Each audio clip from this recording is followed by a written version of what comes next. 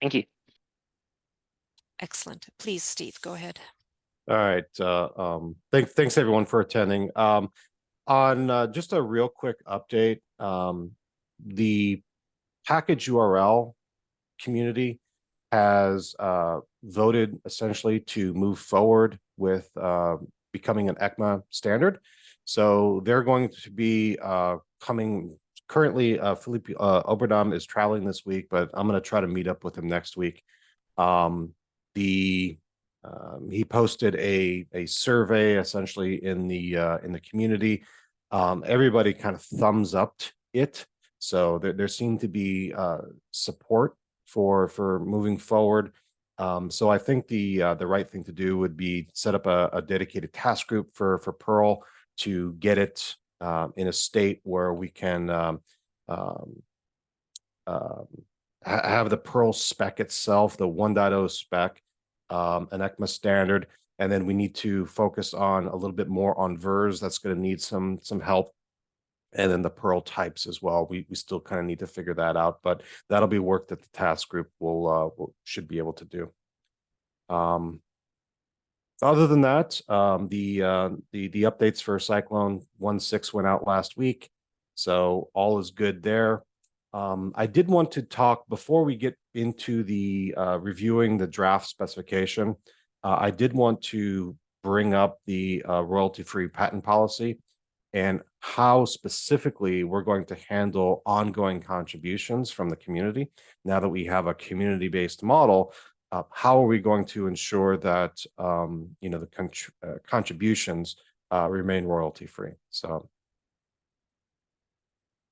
And by the way, I did do a check, Daniel, and it's really interesting. The current way that we work has led to very few contributors to the actual repository, because most of the contributions have been in various meetings, and we are a type of group where we just kind of work. We have all of our working sessions are basically we're writing code as we're figuring this out, and as a result of that, we have very few contributors. I think there's like 16 or so, which is interesting because I also looked at CSAF, which is an OASIS standard, and they basically have the same amount, and they've been, I think, for the last 8 years. So again, it's due primarily because I think we have these ongoing calls where the contributors come in are mostly just ideas, and we kind of formulate those ideas in real time in code. So there's only one individual that I need to reach out to for the form, I believe. Every other contribution has either been fixing defects in the spec or minor documentation changes. So that leaves all the other folks that have contributed historically are actually all part of the TC, which is convenient because we've all signed it. And then there's one individual that I will need to reach out to for that paperwork. But I wanted to ask the group, what would be the process of ensuring this kind of moving forward? To me, it sounds like that manual inspection that you did was very good, and we could have bots like we have set up for TC39 to check the license status of things as they're committed. But maybe we're at the scale where that's not quite necessary yet. I think for these contributors, at least for things that have happened in TC39,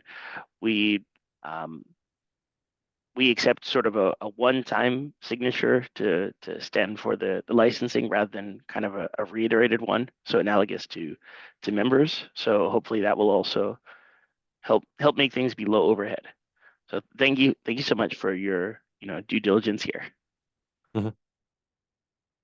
Yeah, I think coming up with something lightweight is going to be key. Something not a lot of overhead, but still have the necessary diligence in place. So I'm open to implement. I'm open to how we can actually implement that, I guess. And we don't have to decide that right now, but I just want to kind of throw that out there. That's something that we need to kind of figure out, and we can figure that out offline.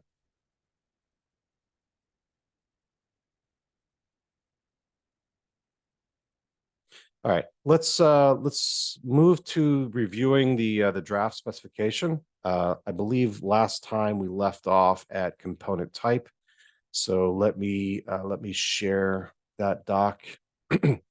And for the new folks, Jonathan and Ashley, we have been reviewing the entirety of the CycloneDX specification so that the TC members all have an elevated understanding of what CycloneDX is. So last week we left off at components, and specifically, I think we're at the very beginning of components. So this is the component type, and component type is more of an abstract concept. It is not a concrete thing, but it's more of an abstract concept, and we've got an enumeration of possible values, everything from applications, frameworks, and libraries to operating systems, hardware devices, and machine learning models, right? All of these are the different types of components that can exist. The new ones in CycloneDX 1.6 were cryptographic asset. So that was, I think that was the only new, yeah, that was the only new type, I believe, in 1.6. And this was contributed by our friends at IBM who had worked on the cryptography bill of materials fork of CycloneDX, and we've kind of upstreamed all those changes into 1.6. Every component can optionally have a MIME type. I think we discussed this last week. I mean, theoretically, this should be content type, but we can't really change it until 2.0. So, if I have a component that's maybe of a file and maybe it's an image, well, I can specify the MIME type of image/JPEG, for example. We do have some basic regular expressions to ensure that the MIME type entered is conformant to the specification. Every component in the BOM can have a unique identifier. Again, this is unique within the BOM itself, and this is what that field is. It is a string. Supplier, again, this is one of those fields that have the organization and also have individuals within that organization. So I'm not going to go through this because it's literally the exact same fields that we discussed last time when we were talking about the supplier of the BOM itself in the metadata section. Supplier, so the BOM ref of the supplier, the name of the supplier. This is the address information that conform to schema.org. The BOM ref of the address.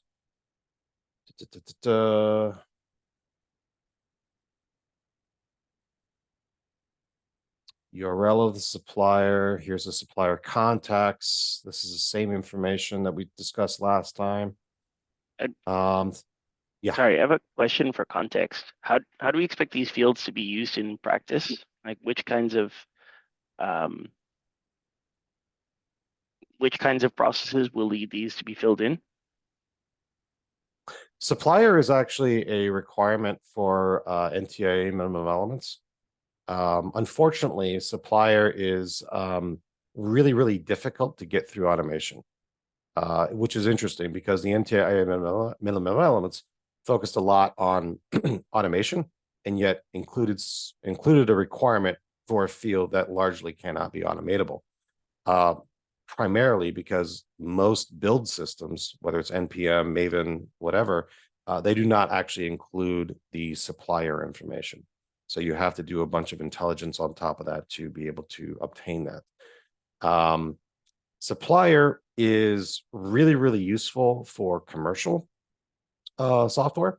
So if I have a component, maybe it's maybe I have an MRI machine, right? And an MRI machine typically has 3 different software stacks, and one of those software stacks might actually include Windows XP embedded, for example. Well, Microsoft then would be the supplier, and I can provide that information.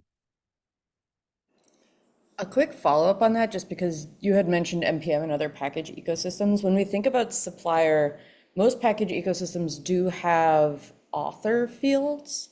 Are we Mhm. seeing that data as data that would potentially be appropriate here?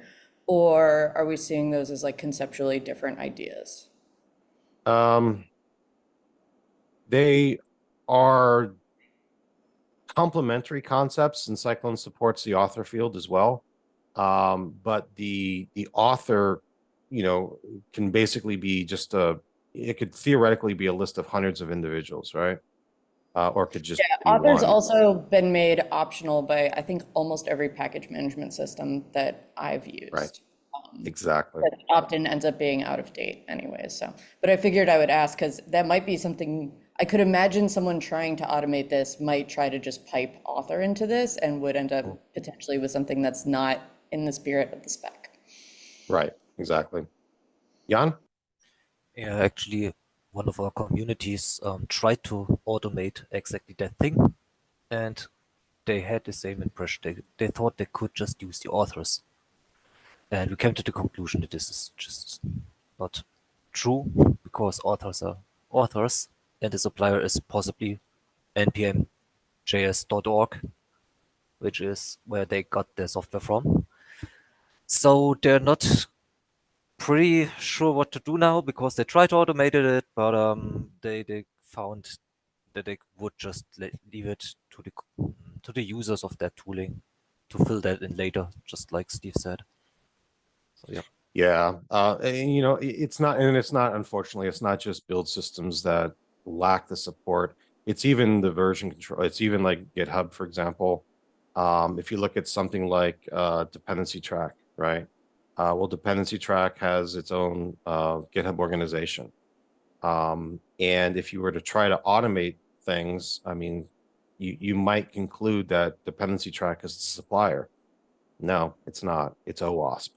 And it's one of these limitations of GitHub itself, where it's kind of a flat thing, unlike GitLab, which does have a hierarchy of things.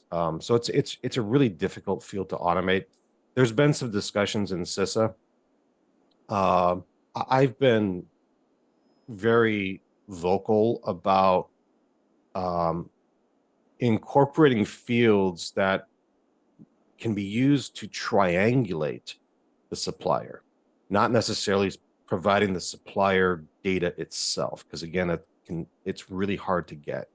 But if you have enough information, for example, the pearls and some other things, you can triangulate who that supplier is. And I think that's really the more important thing. And I know CISA is going to be working on updated minimum elements, and they are taking we have a complementary doc to that does talk about supplier, and we do have a crawl, walk, run type of approach to all these different fields. So once that document is published, I'll let everyone know. It'll be a good read. I have a small follow-up just because of something that Jan said, just as a clarification. Um, Would we, since there's a question of like, I know you said triangulate, would you consider like a registry a supplier? Or I may be jumping ahead if that's like another field later on. Technically, we already have one, and it's largely failed. It's the National Vulnerability Database and the CPE, the vendor. That is the database. Oh, I guess I Unfortunately, meant by registry, like it is a supplier of like a JS library, the npm JS registry. oh no, it's not. Yeah, no. I mean, that would be my definition of a supplier, right? I But was gonna that's say, I not think the, many people may consider that a supplier. I definitely think the hardest part with this field is people, it'll be the eight blind men and the elephant. Everyone will think of a yeah. different thing. Yeah, I know. And if you've got an open source component, but that's written by, a single individual, that individual is not a supplier, right? There's been many a blog post about that as well. Yeah, I was gonna say Um, very, very prominent blog post with exactly that title. Exactly. So yeah, it's a contentious field, let's put it that way. But I get the reason why they want the field. They want the field so that, the vendors and the customers of said software can actually have some place to contact. Right? That's really the point. And I think there's other fields that we can use to kind of get to that point, right? Like including here's the URL to the version control system, right? Or here's the URL to the issue tracker, right? If you want support, that's the process that you would follow. So I think there's other ways to kind of do this. It could be a fascinating like research topic to analyze BOMs for how many components don't have suppliers. That could be very interesting. I would imagine it's most of them because it's really Yeah. hard. It is really hard unless you have a SAM or ITAM type of thing where you're tracking the procurement of commercial software, right, and the life cycle of that software. Then it's easy, right? Then all this information is already there because it's already in your system. But for all the 95% of all the other open source software, yeah, this is really going to be difficult to obtain. One last thing, sorry, I just thought of an idea. Yep. I don't know if we have representatives in like package management communities, but for Mhm. companies that are producing open source software, having package metadata with a supplier field could potentially slowly start moving supply towards being able to automate something like this. It would obviously need to be Yeah, but that could be an interesting way to start building this data in the open source world. I know the OSSF is talking with a bunch of package managers, maintainers.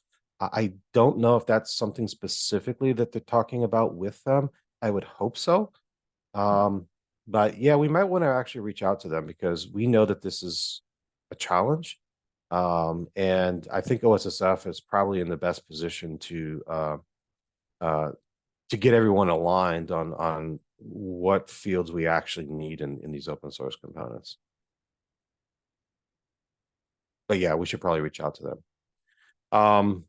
The OSSF has their package manager like working group. Mhm. Is that where this would be ongoing? Yeah. Is there any overlap between us here and that group? Or should we send somebody from here to be like an emissary I was gonna say, or I'd be happy liaison? to join. I have a Okay, lot of that'd be great. management experience, just to like mention this idea. No, that'd be great because supplier is really hard, as we've discussed. Um, I mean, there's other hard things as well, but supplier is probably the most obvious one. Yeah. Yeah. I don't think there's a lot of overlap, but I do think there's a lot of complementary things. Do you think there's enough commercial open source people who are trying to figure out how to make that clear in their package metadata that this would potentially be a welcome option? Because they know it's Yeah, not authored because that's community based, but supplier is interesting and yeah, potentially yeah. valuable. Yep, exactly. A related field to supplier is a manufacturer. These two entities can, in fact, be different. So this is the manufacturer. We do have a mention here that um, you can also use the author fields for components that were created through manual means. But Cyclone supports hardware and software and all kinds of other things. So theoretically, you could describe the manufacturer of a component in your IoT toaster, for example. And again, this is the exact same fields as supplier, so I'm not going to go into detail on this. The name of the manufacturer, all the address information, the contact information. So can It's we all. deduplicate this stuff in the written specification? I mean the way that the JSON schema is written makes those named references, and that doesn't that end up doing the deduplication?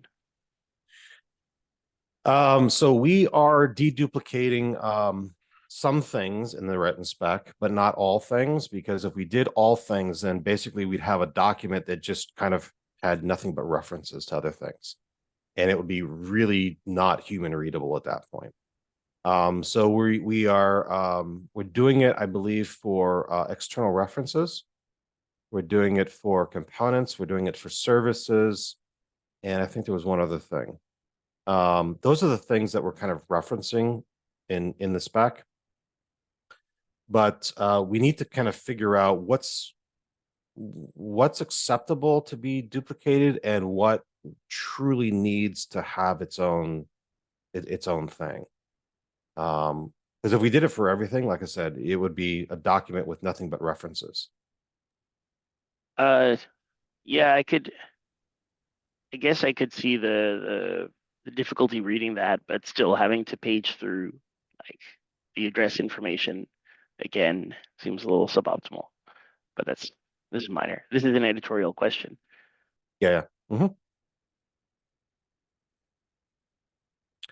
Let's see. Authors. Okay, so this is the authors field. So we got two different types of ways to describe authors.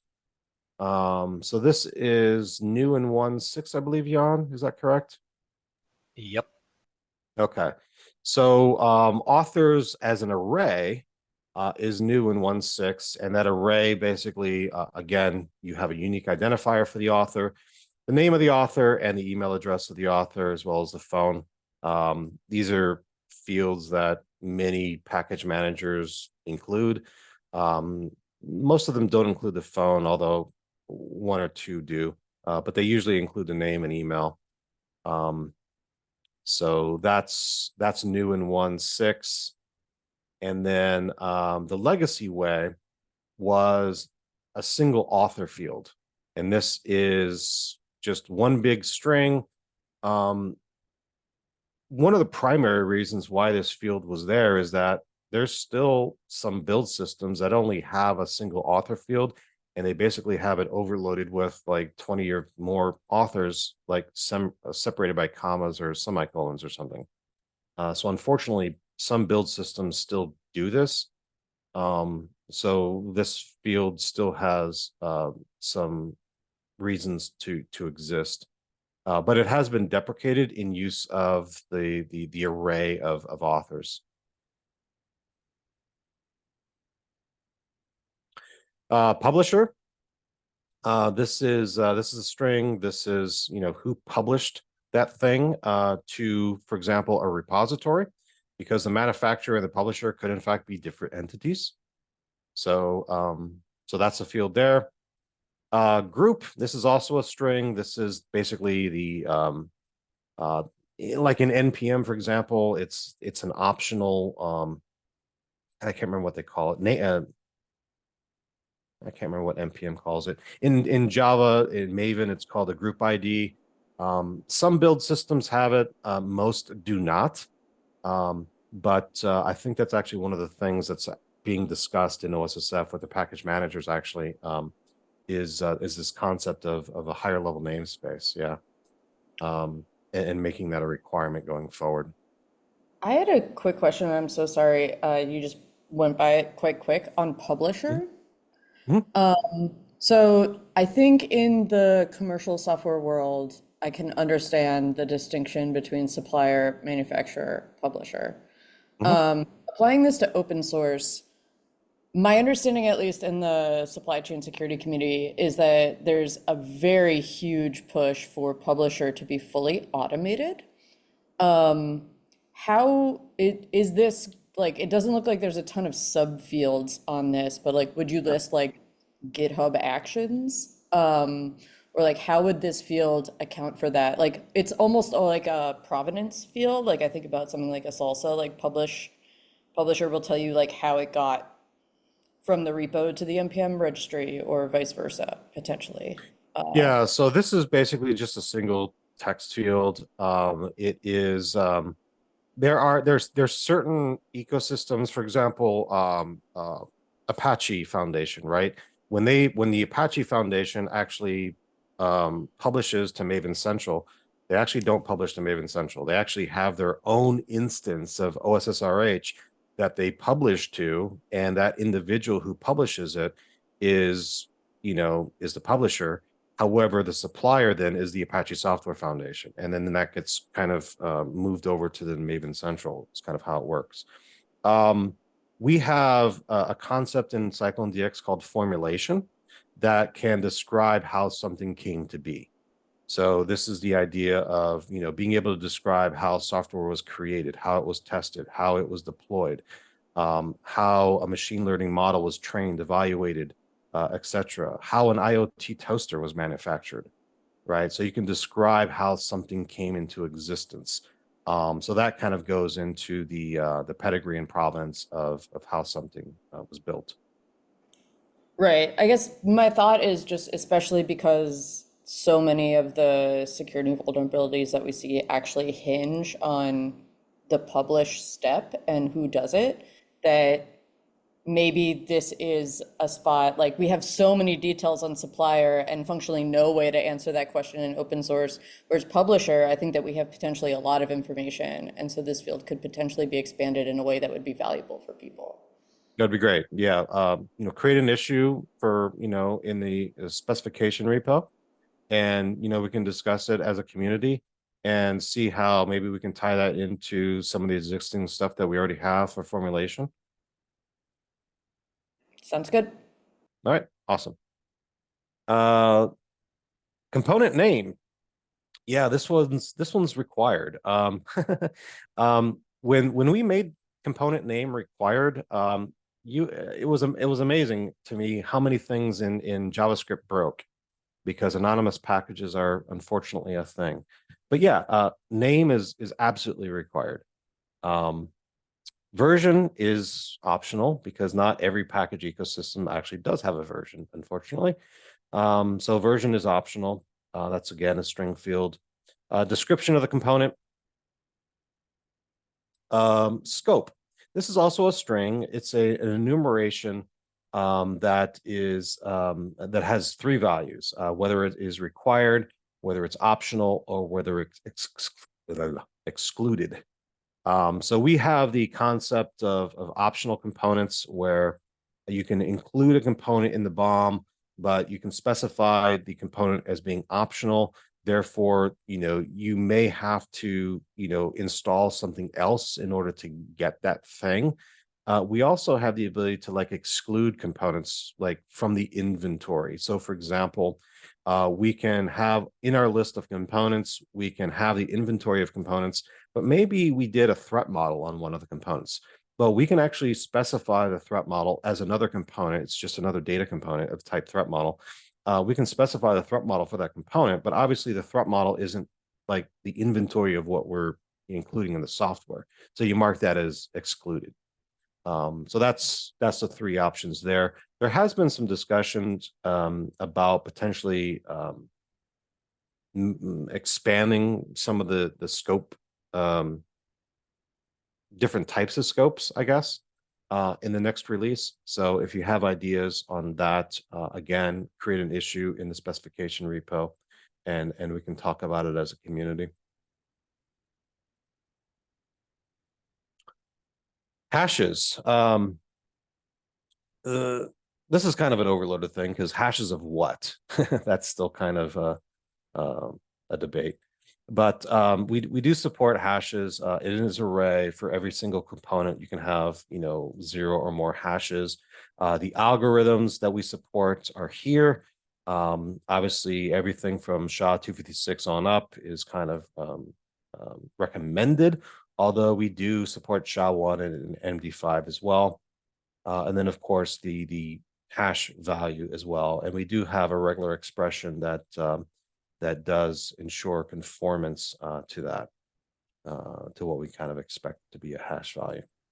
You kind of touched on this, Steve, but when you said the hashes of what, that's something we did have some questions about intention there. If you take like a Maven component, for example, where it's got a POM and a jar file and a sources jar, is there any opinion about what that should mean if there's multiple files included in a component? Multiple files included in the component.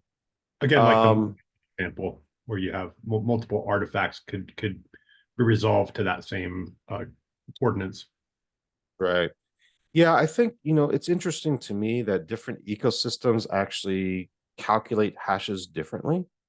Um, my current opinion, and this is certainly not consensus, but my current opinion is that I don't want to go against what some ecosystems have already kind of decided this is how we're going to hash something.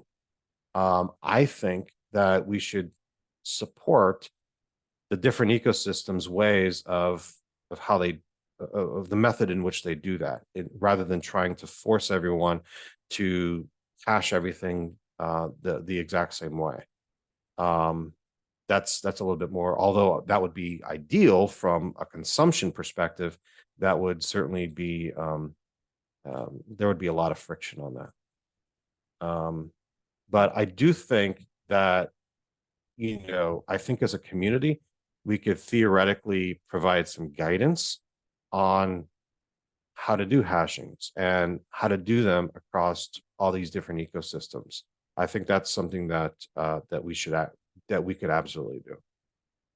There should be guidance, because that guidance, I know the US government, for example, has known about this, hash of what for a long time. I think we discovered that in like 2018, 2019, back in NTIA. But as a group, the US government, we just have not brought that forward for just like true discussion yet. So absent that, then certainly, we could go forward and bring a bunch of stakeholders to the table and discuss it, if that's what the TC would like to do. Just checking the chat. All right. Licenses. Jan, I think I mentioned last time that I needed this. I need to correct something in here. But this is a list of licenses. We can support multiple licenses, or whether it's a SPDX or commercial license, doesn't matter. SPDX license expressions as well. For license expressions, this is oh wait, let's see, multiple licenses, a list of licenses or named licenses, right? Okay, this license expressions is an array. Okay, so the license object, and I believe we talked about that last time in the metadata section, because the metadata, which describes the bomb itself, actually has the license information. So this is potentially one thing that we could reference instead of having it in the spec multiple times. Yeah, this is the license object. Again, it has an identifier, name. New in 1.6 is license acknowledgements, so declared versus concluded licenses. The actual text of the license URL. Licensing is all for commercial licensing, as well as our name value properties for that license object. If a ID is specified, this is it must be a valid SPDX license identifier. If a name is specified, like a license name, like Acme software license, for example, then obviously there's no validation that happens there. License acknowledgement, this is an enumeration of either declared or concluded. So both declared and concluded licenses can be specified. If you also account for the fact that we have evidence, then we also support observed licenses. And the observed licenses basically are there to substantiate whatever the concluded license is. So theoretically, we support all three types. The text for the licensing, or the license, like if you wanted to inline an entire MIT license, you could optionally encode it, for example, base 64. And you can specify the content type, like text plain or HTML, if you wanted to do that as well. Let's see. The URL to the license. And then this is all the commercial licensing information again. The licensor, the licensee, who the purchaser was, the purchase order number, the different license types. Again, that was an enumeration the last renewal, and the expiration of the license. And there's a lot of security and quality reasons for the existence of these fields. So the licensor, again, this could be either an organization or an individual. If it's an organization, then it's, the same fields again, address, locality, post office, URLs, the contact. This is the individual, so this is the same information for individuals, same for licensee.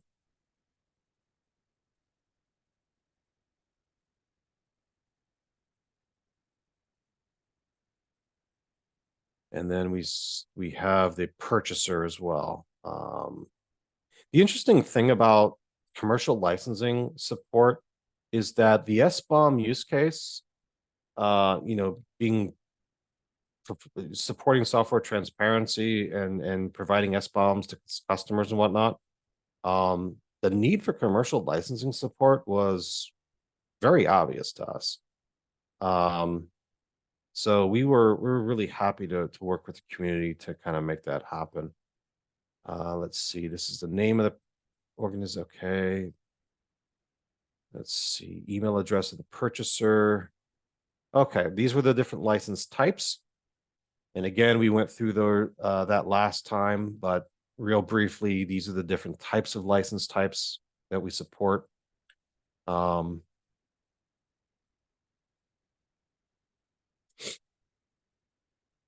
Subscription being probably the most useful for services within CycloneDX. Everything else kind of is more for components themselves. Question about this license type, commercial license types. Should we be working with SPDX to get these sort of recognized kind of alongside SPDX identifiers? These are very, very different than SPDX identifiers. They're a different type of license, right? So SPDX historically has only supported open source, which the SBOM use case is more about commercial software. I know SPDX is considering, because they look at a lot of the stuff that we do, and then they consider it for a future SPDX version. That's kind of how SPDX 3 came to be. I do know that they are considering adding commercial licensing support in a future version of SPDX. In fact, one of the contributors to SPDX basically said, I'd like to include basically everything that they currently support in addition to one other field. I do know that they have a ticket open in, I think, the SPDX 3 model repository. And I also know that one of their legal folks is made a comment to not include it in SPDX. So I'm not sure exactly what they're going to do. But I can try to dig up that. Do we have anybody overlapping between the two groups? Because it would be good to maintain them in parallel. Like if they add a field for a good reason, then we should probably add the same field. Or the ideal one would be if we could be normatively pointing to the same thing, the way we are with the SPDX current license identifiers. Yeah, that's a great question. Again, if SPDX adds support for commercial licensing, then I mean the onus is really on them to kind of make it compatible with what we have instead of going off and doing something different. I don't care who the onus is on. Like, why don't we just do our best to make sure we have people that are at the overlap of the groups? That's fine. Historically, again, SPDX has been very open source. ServiceNow, as a provider of enterprise software that does software asset management and IT asset management, these were the fields that we cared about because these are the fields that people actually use. I would love for the SPDX folks to actually eventually support commercial licensing and hopefully do so in a way that aligns to, SAM and ITAM use cases.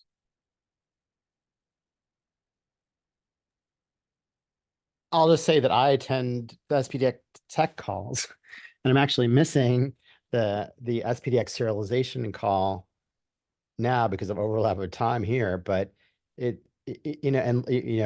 we say marching orders, have somebody do this and do that, I'll just tell you, even though I attend both meetings, there's totally different agendas and different use cases being discussed constantly. And you have a lot of different conversations in the SPDX community because they talk a lot about the model and shackle and RDF and a lot of things. So, and it's very hard to track them. It's not just one group, it's often multiple subgroups. So if there's a particular topic that anyone really cares about, like commercial licensing, it's somebody has to champion that. It's not like we have a person saying, let's assign somebody to do this constantly. So we're all volunteers. We're all contributing to open source. So I mean, I can't keep up. I'm trying to make sure that the two can be aligned eventually, but I think it's foolish to say, it's kind of like saying, let's make sure Toyota and Chevrolet always put the same things in their vehicles, or Tesla always use, or the same software as another electronic vehicle. It's kind of, it comes down to use cases. Is it useful for you? And if you care about the use case and you care about that format, making sure and crossover that you champion. That's what it boils down to. And it always has in open source, really. So I put the link to the issue in the SPDX 3 model repository in the chat. So if this is important to some folks, then reach out to the SPDX community, and maybe they can try to align to the commercial licensing support that we already have. And with that, I think this is great. So thank you so much, Matt, for spanning the groups, and I guess we should all consider contributing to that as well. Also, should we consider moving this meeting if it's causing recurring conflict for you? no, because meetings move all the time at the whim of the chair at any community. I Right. mean, Okay. so yeah. So this is the most important meeting to me because this is a path to international standardization, which gives it more credibility and standing in my company to cement our decision to use this standard internally. But it's also important for me that as we have a partner ecosystem, that feeds bills and materials to our company that we want to reference, bomb link or bomb reference or whatever, that they're coming in as PDX as well. And we need a way to at least connect most of the elements, but I'm not looking at exhaustively making sure so one-for-one mapping for everything. But when there is a subject matter, especially something that comes out of the government, like attestations or whatever, that there is alarms of the required data and the required fields. So that's all I really care about. So those mappings can occur. But when things like on the cutting edge, like we're gonna, we've talked about bills of materials and stuff around model cards and machine learning, we're working at different speeds. We're working at completely different speeds. So I realize, so I'm picking the standard that is actually ahead of the game on two things that my company cares about in those two examples. Okay. Thanks for explaining. Makes a lot of sense. awesome. Thanks, Matt. And with that, we will leave off the last renewal and the expiration date and properties we already discussed. So next time we will come back and talk about copyright, and then CPE for next week's meeting. So thank you all for attending and great discussions. I look forward to seeing the recommendations for issues. So talk to y'all soon. Cheers. Thanks. If there's anything people want to discuss after the recording is turned off, or we're good.